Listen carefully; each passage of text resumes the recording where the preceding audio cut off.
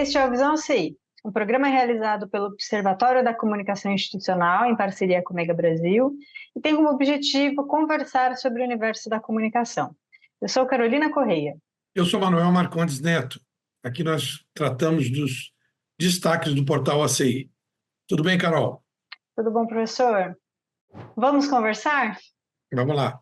Para isso, a seleção do texto do episódio de hoje é da Regina Brito, da coluna Gestão Inteligente, e tem como título Do LinkedIn ao Cancelamento, o desafio das empresas em manter uma imagem corporativa positiva.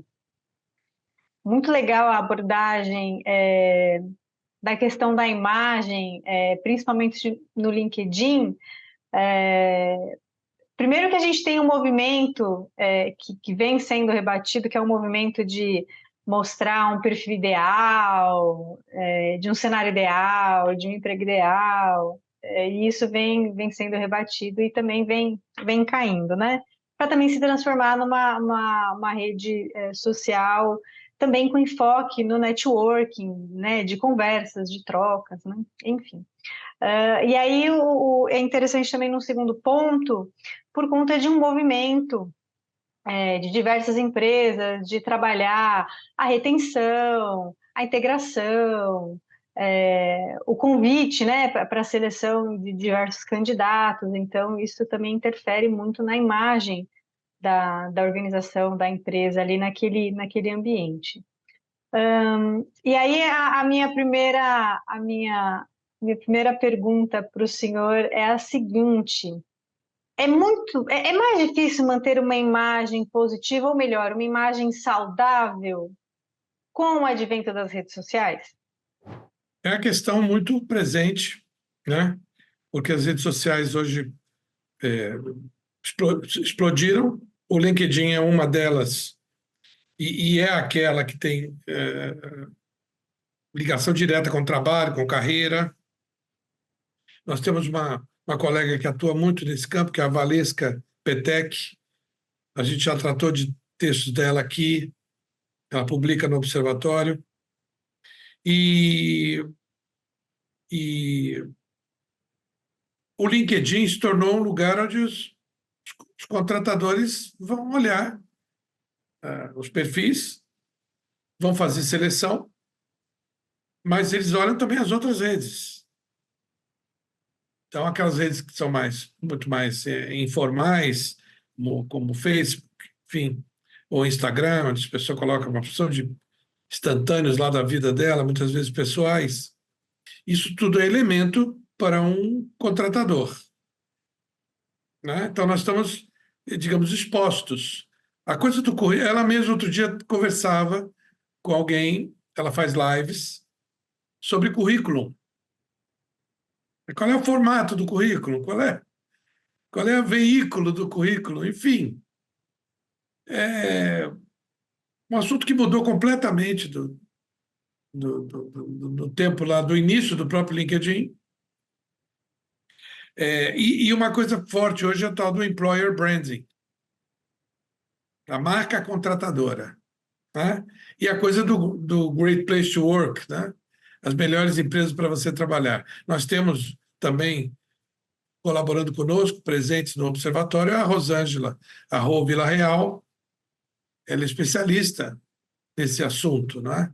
Preparar as empresas, ajudá-las, porque há critérios para você ser considerado um bom empregador, e a gestão tem que endereçá-los todos. Então, uma pessoa que tem experiência nesses processos de avaliação, e ela nos ajudou muito também no desenvolvimento do sistema 5R Index, vai ajudar a empresa a mudar políticas, implementar ações que, de fato, vão gerar aquele melhor ambiente, porque está tudo baseado em uma pesquisa sigilosa, que o funcionário vai poder, inclusive, não elogiar a empresa em que trabalha, o que é um feedback que precisa chegar na gestão, de maneira sigilosa, claro, né? Então, esses processos estão baseados em verdade, na verdade, no campo, na ponta. Então, se a empresa não cuida bem de uma determinada um aspecto, por exemplo, conforto nas instalações, ergonomia, enfim, várias coisas, benefícios que você acha que deveria ter e a empresa não te dá. Enfim, é também uma lista de quesitos respeitável que o Great Place to Work utiliza. É um instituto internacional, né? Então, a, a imagem positiva, que, digamos, é o nosso ganha-pão primeiro, né, do RP, cuidar de imagem e reputação, é fundamental. Não basta você achar aquele produto bom, aquela empresa é uma boa prestadora de serviço, mas eu não quero trabalhar lá. Você entendeu? Você diz assim, eu vou consumir esse produto, sim, mas eu não quero trabalhar lá, não. Quer dizer, para que público você está se dirigindo quando você quer contratar? Às vezes, aquele público que vai trabalhar lá não consome o seu produto, mas não é isso que importa para o trabalho. Para o trabalho, importam as condições de trabalho. Então, eu acho que é um assunto rico. A Valesca se especializou, a NRP, se especializou nesse assunto, como qualquer um de nós pode escolher lidar mais com as questões de recursos humanos ou de gestão de gente, como queira chamar, e onde nós vamos poder usar as nossas habilidades e competências ligadas à imagem e reputação. Sim, com certeza. Professor, deixa eu pedir só uns 5 segundinhos para a gente tomar um golinho d'água e voltar, porque essa conversa aqui tem pano para manga.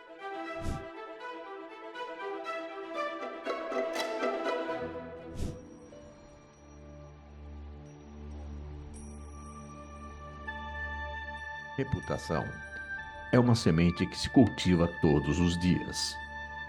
Reputação não é oportunidade. Reputação requer dedicação, compromisso e transparência. Reputação é reconhecimento. Troféu Jatobá Piar, um prêmio construído com dedicação, compromisso e transparência. Um prêmio que ajuda a construir a reputação da sua marca.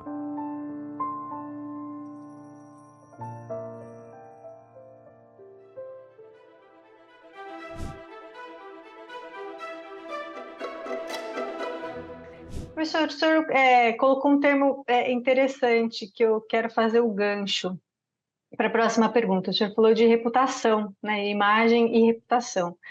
E aí é justamente nesse sentido que eu gostaria de caminhar. Será que então essa nossa conversa, ela não se trata só de imagem, mas e principalmente de reputação? Olha, eu acho que nós, RPs, nós temos uma série de questões em debate por conta da profissão regulamentada, de às vezes sermos mal compreendidos, o termo usado indevidamente, que é uma coisa que o Conselho corre atrás, o uso indevido do termo, né? E a gente deveria primar por conceituar bem aquilo que a gente traz. Né? Eu já vi imagem e reputação sendo tratados como sinônimos, não são. E já vi gente muito boa invertendo o sentido. Aquilo que é a imagem explicando como se a reputação fosse, e aquilo que é a reputação explicando como se a imagem fosse.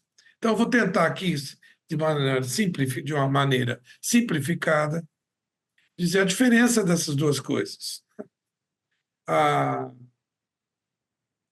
E trazer um terceiro elemento que você falou.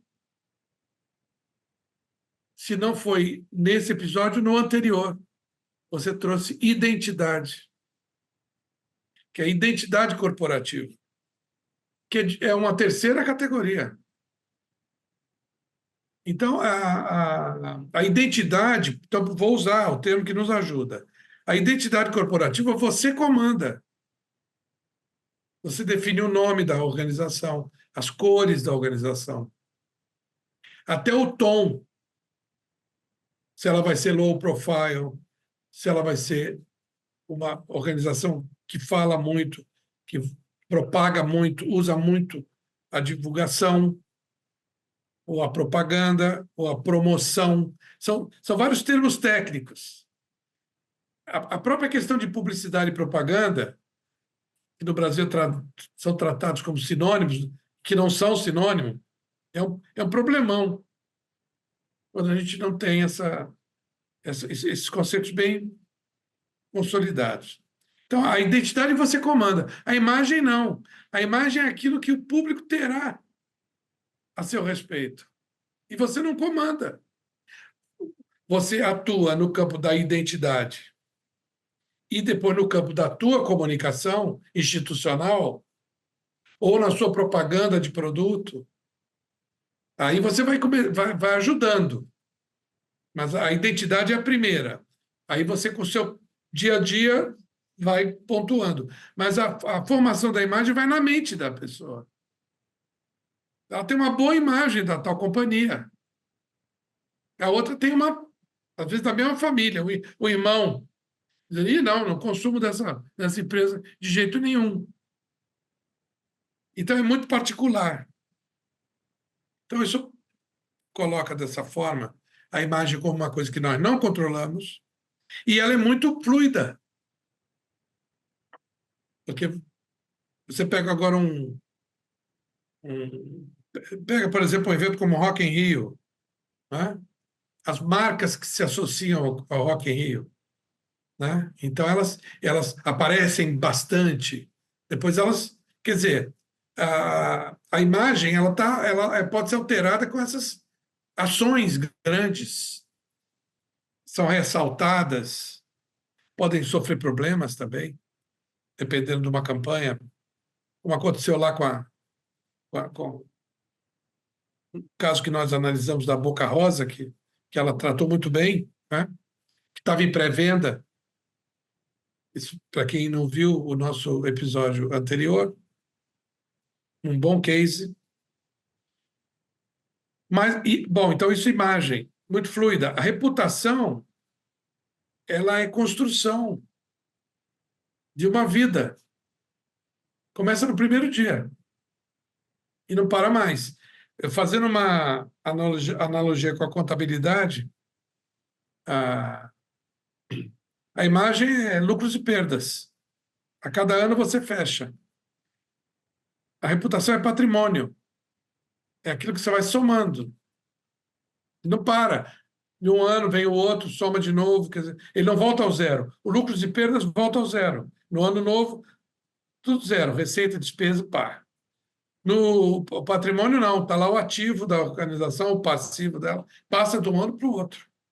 Então, são coisas muito diferentes, imagem e reputação. E são atributos básicos para quem vai escolher o seu próximo emprego, uma empresa para trabalhar. Muito bem, professor. Obrigada pela explicação. É muito importante a gente lembrar das diferenças e do que significa, né? Imagem, identidade e reputação. Porque, digamos, é o nosso métier, aí não é só nosso do RP, do comunicólogo, conhecer as categorias do seu ambiente e explicar para as pessoas, que muitas vezes usam um termo pelo outro. Né? As pessoas que estão à nossa volta. Né? E no RP, é menos ainda, porque é uma especialidade voltada para a comunicação institucional, que é uma coisa muito específica. E a gente se lança a mão de outras categorias. Então, lá no marketing, na promoção, nos eventos, nos patrocínios, o branding. Eu diria que o branding é quando o marketing se aproxima das relações públicas, porque quer se tratar uma marca como se fosse uma pessoa. A marca é insolente, a marca é agressiva, não tem isso? A marca é sanguínea, enfim. Então, a gente, sempre que pode, dar essas conceituações, eu acho válido. Sim, com certeza. E por falar em conceituação, vou pedir um intervalo rapidinho para a gente voltar e falar sobre índice de transparência ativa.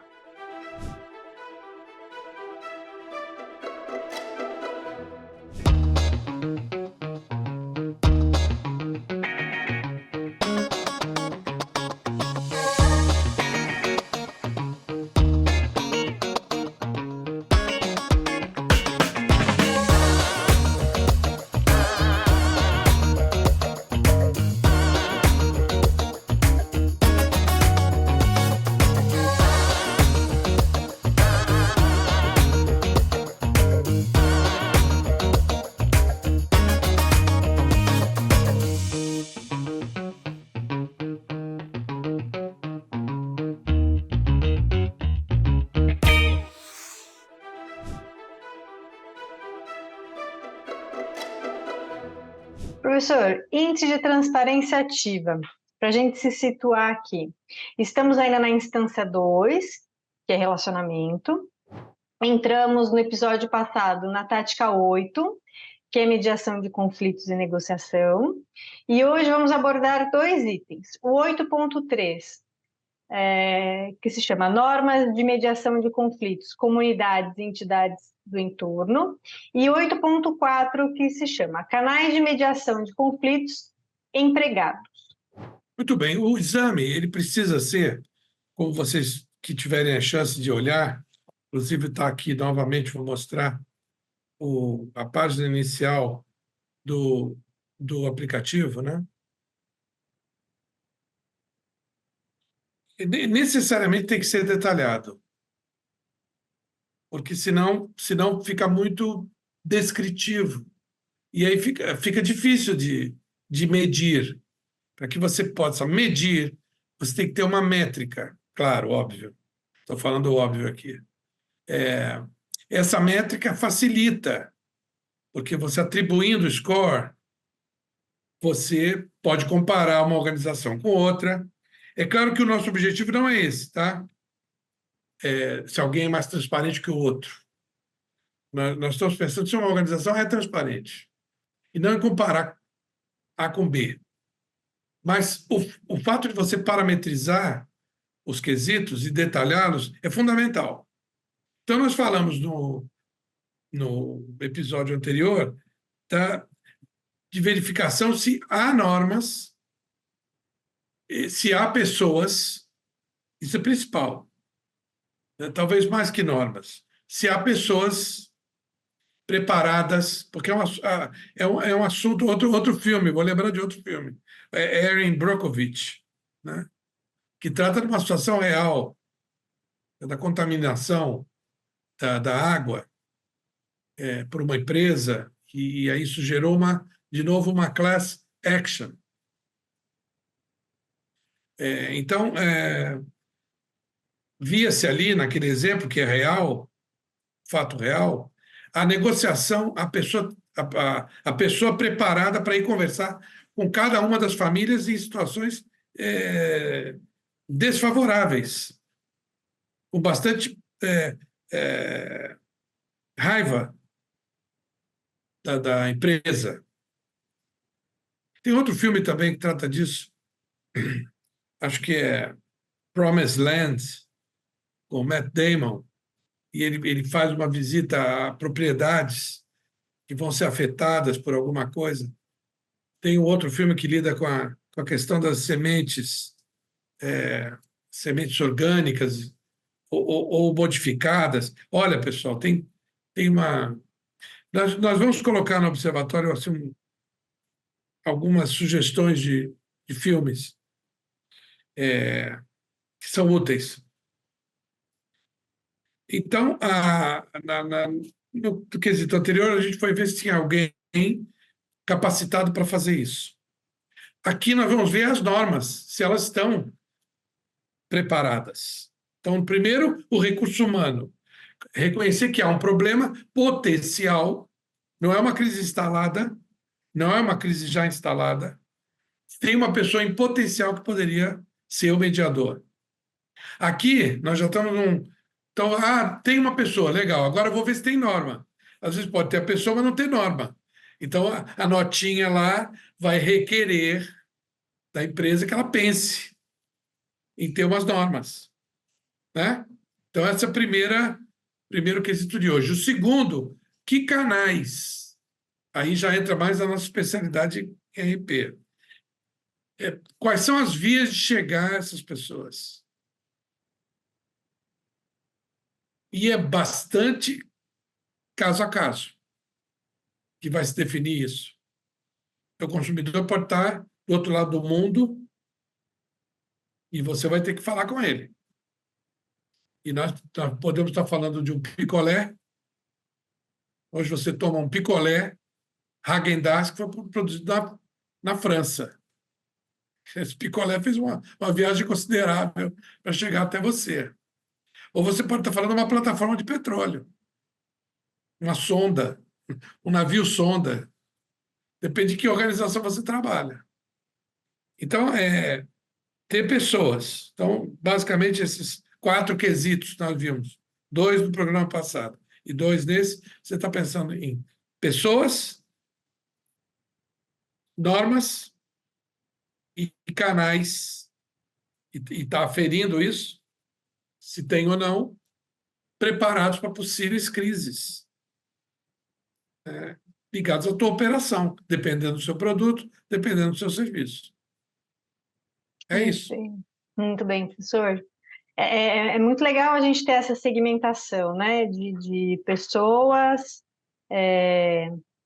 canais e normas, porque são ambiências que permeiam a comunicação, e que é importante a gente analisar, inclusive nessa forma, né, separadamente, para identificar gargalos, para identificar a efetividade, de repente, né, se determinado canal tem implicação de alguma norma, ou, né, se essas pessoas precisam de determinada ferramenta, determinado meio, né, para se comunicar. Então, eu achei muito interessante a forma como foi colocada no manual que o senhor explicou hoje para a gente ter essa noção ampla, né, do universo da comunicação aplicada ao índice. Não, e você vai encontrar no manual, são 2 coisas. Eu participei de uma reforma curricular e a gente criou 2 disciplinas que não havia com esse nome, que ficavam bem explicitados. Estudo dos públicos e estudo dos instrumentos. Eram semestres seguintes. Primeiro, você tinha que conhecer muito sobre os públicos da tua organização, para depois você estudar os instrumentos úteis a cada caso. Porque mesmo que a comunicação seja una, e normalmente você tem uma mensagem para passar, tanto para o primeiro escalão como para o último, mas muda a linguagem, muda o canal, muda talvez o jargão, para você se fazer bem compreendido. Então, essas normas, como a gente viu no quesito anterior, servem para quem está dentro de casa e para quem está fora de casa. Então, nós vimos isso, né? Normas, canais e pessoas, e se estão dentro ou fora. Cobriu esse item da instância relacionamento. Muito bem, professor. Como sempre, muito obrigada. Sempre muito rico aqui esses momentos dos programas, dos episódios. Quem nos acompanha também, obrigada pela companhia até aqui. Nos vemos no próximo episódio. É muito prazeroso fazer esse trabalho aqui com você, Carolina. Até o próximo programa, pessoal. Até, tchau, tchau.